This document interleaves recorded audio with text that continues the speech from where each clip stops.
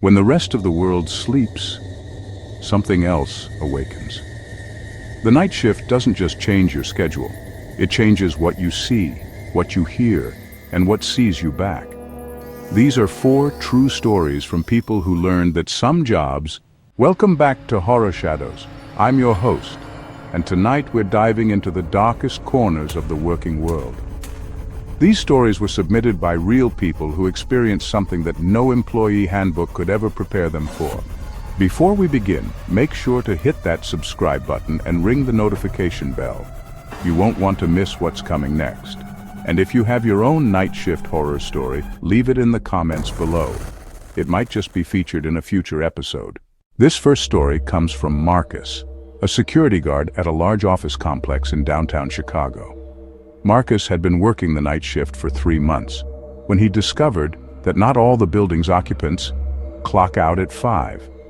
It was 2:47 a.m. on a Tuesday when Marcus began his routine patrol of the 15th floor.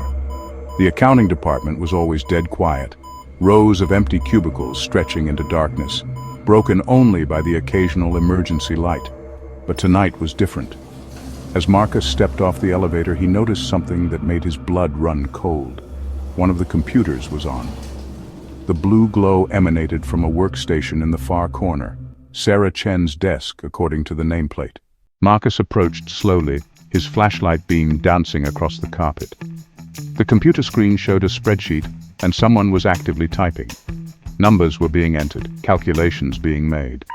The cursor blinked steadily as if someone was sitting right there, but the chair was empty. Marcus called out, "Hello, is someone there?"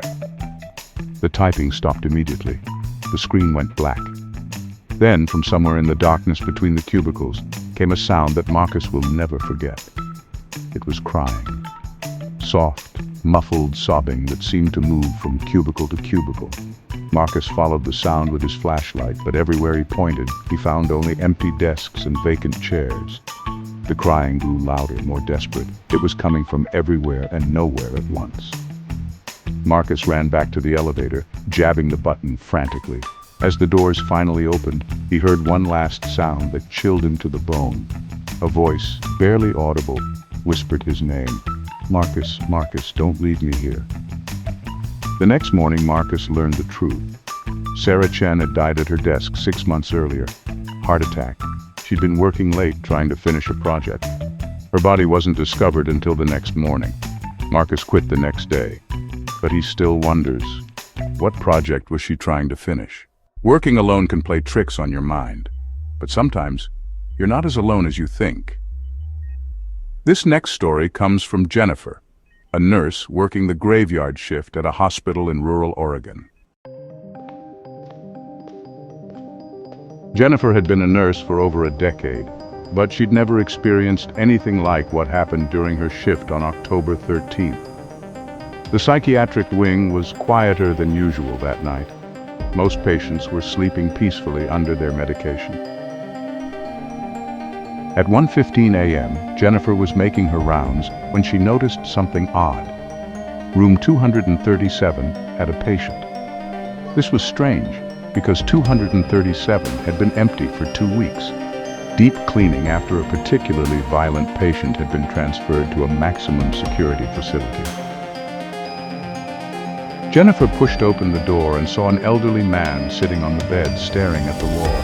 He was wearing a hospital gown, but something was wrong. His skin was pale, almost translucent, and his hair was pure white. The man spoke without turning around. "Nurse Jennifer," he said in a voice like dried leaves. "I've been waiting for you." Jennifer's heart pounded. She checked her clipboard. No new admissions were scheduled.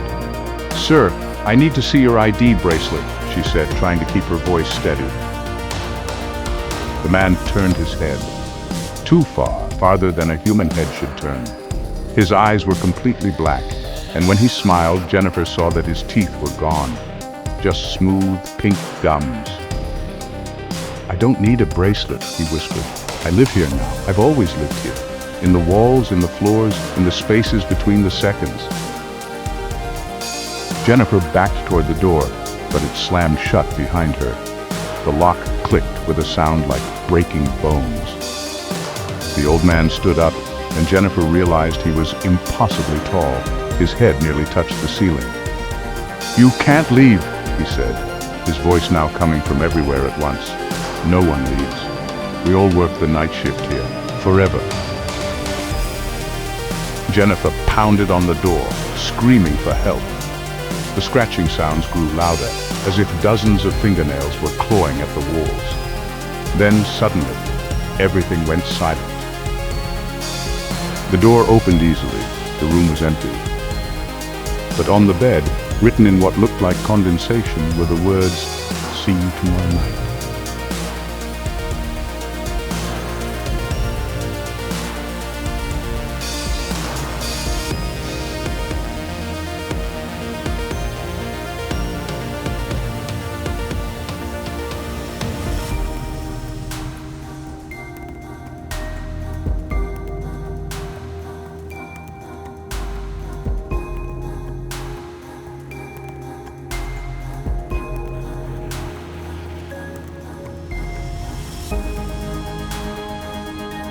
Hospitals, office buildings. These are places where the living work. But what happens when your job takes you to places where the living aren't welcome? This story comes from David, a janitor at a morgue in New Orleans. David had been cleaning the county morgue for 5 years. He'd seen everything: car accidents, murders, suicides. After a while, he told himself, you become numb to it. The dead are just quiet company. On this particular night, David was working alone.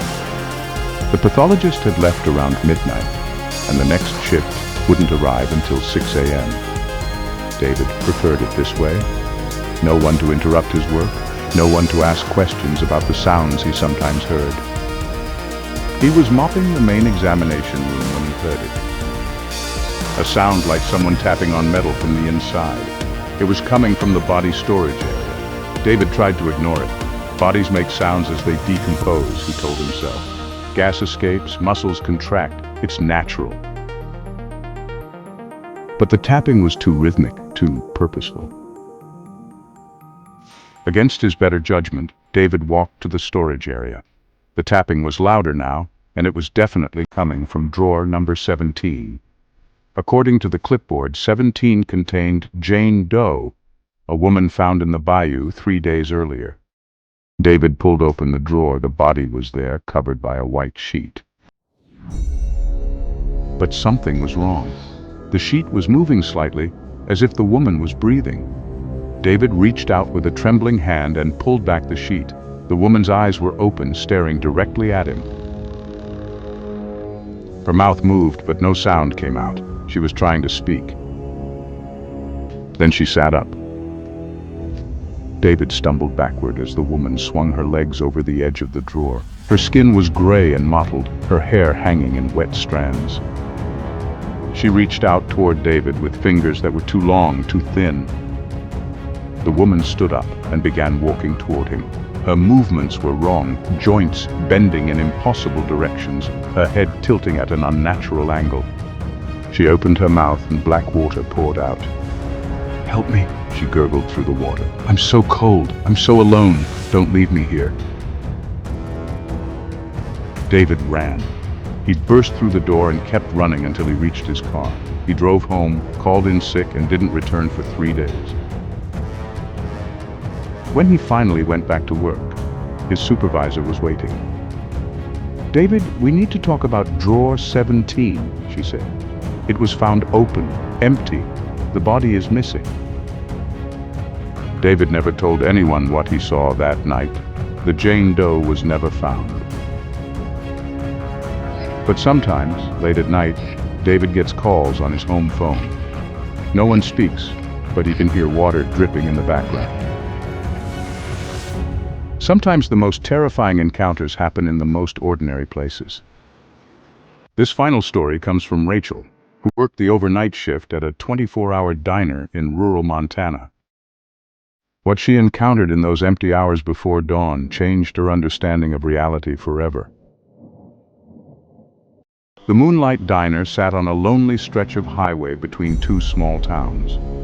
Rachel had been working the overnight shift for 2 years, serving truckers, insomniacs, and the occasional lost traveler. She was used to strange customers. The night shift attracts strange people. At 3:33 a.m., the bell above the door chimed. Rachel looked up from her magazine to see a man in a dark suit walking in. He was tall, thin, and moved with an odd, gliding gait. His face was pale, almost luminescent under the fluorescent lights. The man sat at the counter, 3 stools down from where Rachel was standing. He didn't say anything at first, just stared at the menu board with unblinking eyes. Rachel noticed that he cast no reflection in the chrome napkin dispenser. "What can I get you?" Rachel asked, trying to keep her voice steady. The man turned his head toward her, and she saw that his smile was too wide, stretching from ear to ear. "I'll have what she's having," he said, pointing to the empty booth by the window. Rachel looked over. The booth was empty, but there was a half-eaten piece of pie on the table and a cup of coffee that was still steaming. Rachel's heart began to race. She'd been alone in the diner all night. She hadn't served anyone. I don't understand," she stammered. The man's smile grew wider. "She's been waiting for so long," he said. "Ever since the accident, ever since she didn't make it home from her shift." Rachel suddenly understood. 3 months ago, a waitress named Linda had died in a car accident driving home from the night shift. She'd been working at this same diner, at this same counter. Rachel looked back at the booth. A woman was sitting there now, pale, translucent, wearing a blood-stained uniform. She was eating pie and drinking coffee, but the food never decreased. She was trapped in an endless loop of her last meal. The man stood up and walked over to the booth. "Linda," he said softly, "it's time to go home." The woman looked up and smiled. She stood up, leaving the pie and coffee exactly as they were. She walked toward the door with the man, and just before they reached it, she turned to Rachel. "Tell them I finished my shift," she whispered. "Tell them I'm going home now." They walked out into the night and disappeared. Rachel stood alone in the diner, shaking. She looked at the booth. It was empty again. No pie, no coffee, no sign that anyone had been there. The next morning, Rachel called Linda's family. She told them what she'd seen. Linda's mother cried with relief. "She can rest now," she said. "She's finally home."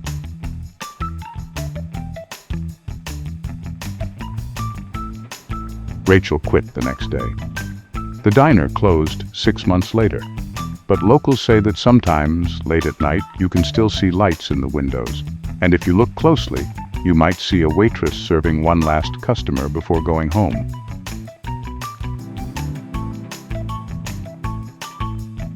The night shift changes people. It shows them things that the daylight world pretends don't exist. These 4 people learned that some jobs come with more than just a paycheck.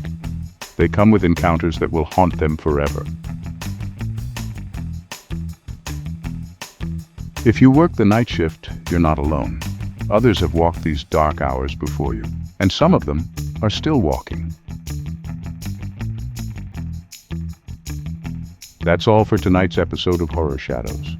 If you enjoyed these stories, please like this video and subscribe for more true horror content. Hit that notification bell so you'll never miss an upload. And remember, if you have your own night shift horror story, I want to hear it. Leave your experience in the comments below, or send it to me directly. Your story might be featured in a future episode. Thank you for watching, and remember, when you're working the night shift, you're never truly alone. Something is always watching. Something is always waiting.